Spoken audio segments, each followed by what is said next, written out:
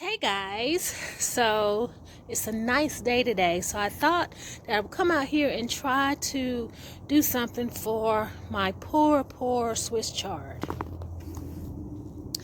So they have been growing since the fall and they pretty much just stopped, and this is just how they've been. So first thing I'm going to do is clean up their bed. So I'm going to do that and I'm going to come right back.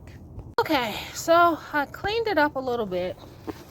So now I think I'm going to get my pruning shears and I'm going to clip off those yellow leaves, and then I'm going to fertilize it with some fish emulsion.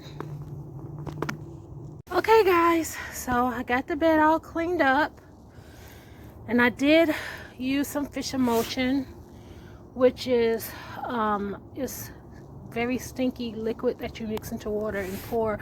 It's really good for leafy greens. And then I put my cardboard mulch, and I did a video about how to use your paper shredder to turn Amazon boxes into mulch.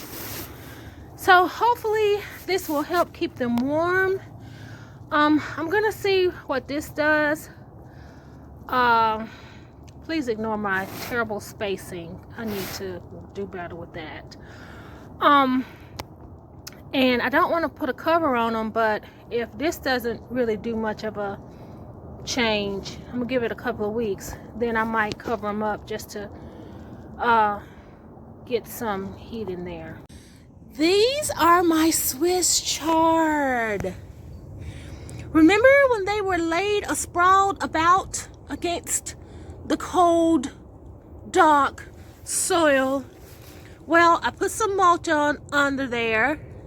I gave them some fish emulsion, and they are looking gorgeous. Hi, babies. So that's exciting.